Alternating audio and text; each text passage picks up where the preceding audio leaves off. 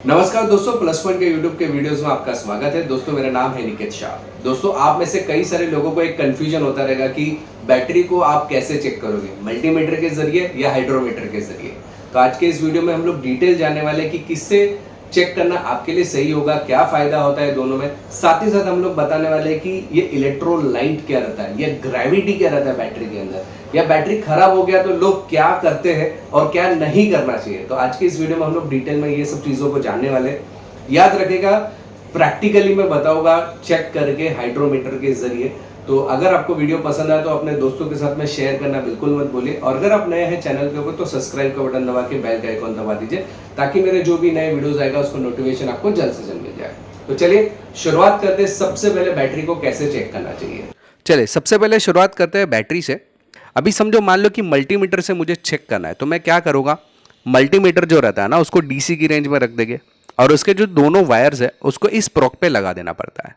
Proc पे लगाने के बाद आपको यहाँ पे कुछ वोल्टेजेस बताए गए मल्टीमीटर की स्क्रीन के ऊपर। वो वोल्टेज से हमें मालूम पड़ेगा कि भाई बैटरी कितनी चार्ज है। लेकिन यहाँ पे एक प्रॉब्लम है, क्या मालूम है, यहाँ पे जब भी आप मल्टीमीटर से चेक किया ना, तो आपको पूरी बैटरी के अंदर जितने भी सेल्स है, अभी सेल्स क्या है, तो आपको ये जो इंडिकेटर्स दिख रहे हैं ये सेल्स को इंडिकेट करते हैं।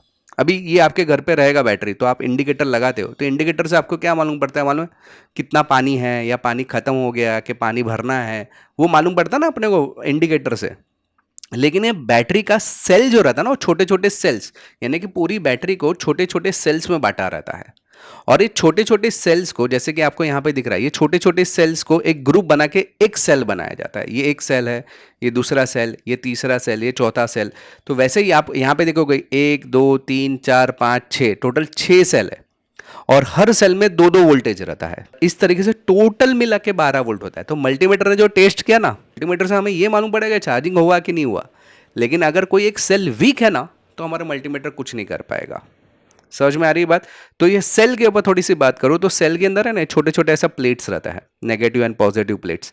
इसके ऊपर मैंने एकदम डिटेल वीडियो बनाया हुआ है, तो उसको डिस्कस नहीं करूँगा। वीडियो देखना ना, तो यहाँ पे आई का आइकॉन है, उधर से देख लीजिए वीडियो को, ठीक है। अभी इस टर्मिनल के अंदर, जैसे कि आपने मल्टीमीटर से ये दो टर्मिनल को चेक किया, तो हाइड्रोमीटर के जरिए हर सेल को हम लोग चेक कर सकते हैं। हम लोग पूरा डुबाएंगे हाइड्रोमीटर को, और उसके जरिए हम लोग चेक करते हैं उसकी ग्रेविटी को। अभी यहाँ पे आपको नया वर्ड समझ में आया, ग्रेविटी।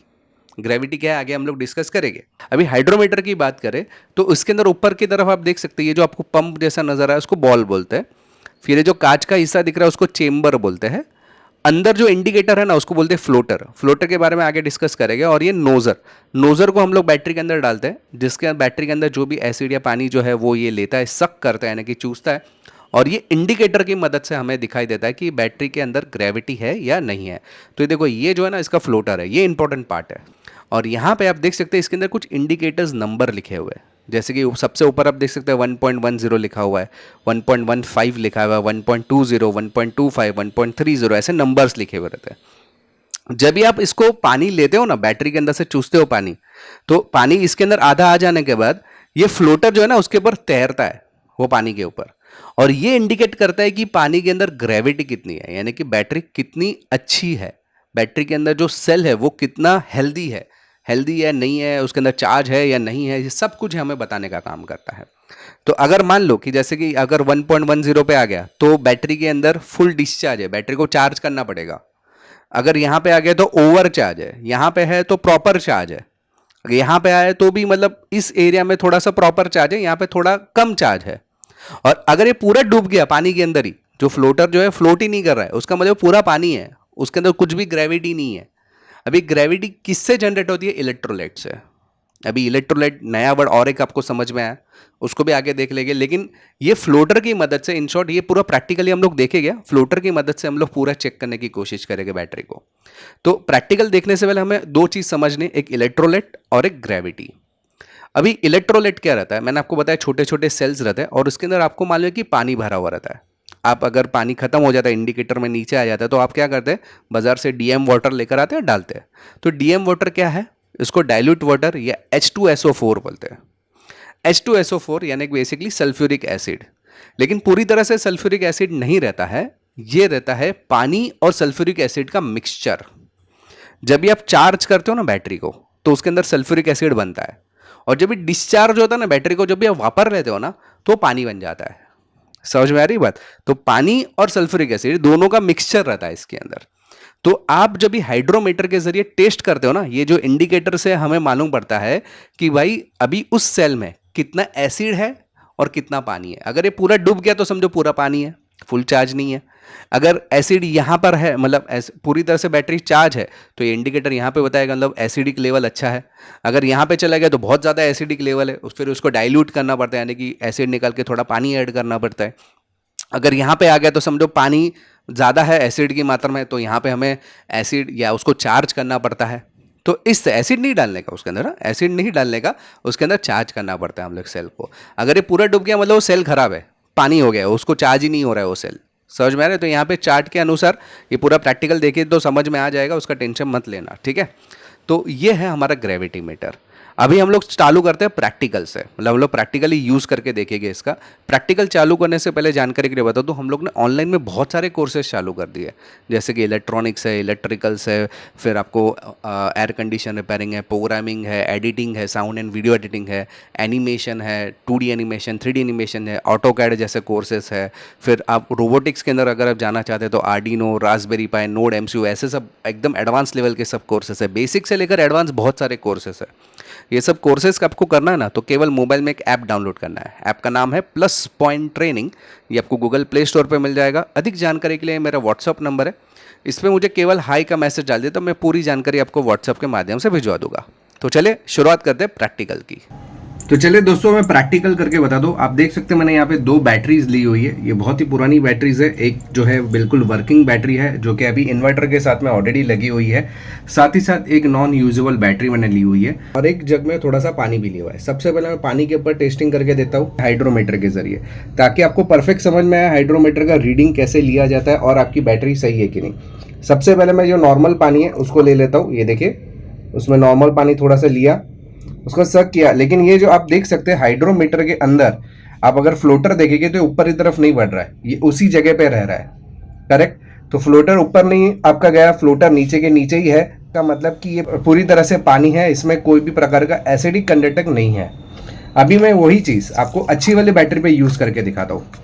अभी यहाँ पे आप देख सकते हैं ये अच्छी वाली बैटरी है, जो कि एक इन्वर्टर के साथ में ऑलरेडी वर्किंग में है। ठीक है, मैं इसके आपको यूज करके बताता हूँ। सबसे पहले इसका जो यहाँ पे आप फ्लोटर देख सकते हैं, यहाँ पे टर्मिनल देख सकते हैं, इसको मैं ओपन कर देता हूँ। ओके, और अभी इसके अंदर मैं देखिए यहाँ पे डालता हूँ। यहाँ पे मेरा हाइड्रोमीटर डाला, थोड़ा सा सक किया और आधा भरने देने का। और जैसे ही आधा भरेंगे आपको यहाँ पे दिखाई दे रहा है, ये अभी देखिए मैं सीधा रखता हूँ इसको, तो आपको दिखाई दे रहा है कि आधा जो है आपका 1.2 के आसपास कुछ आपको नजर आ रहा है। ये देखिए 1.25 के आसपास आपको कुछ नजर आ रहा है, यानी कि ये बैटरी जो है पूरी तरह से चार्ज्ड है। अभी समझ में आ रही बात?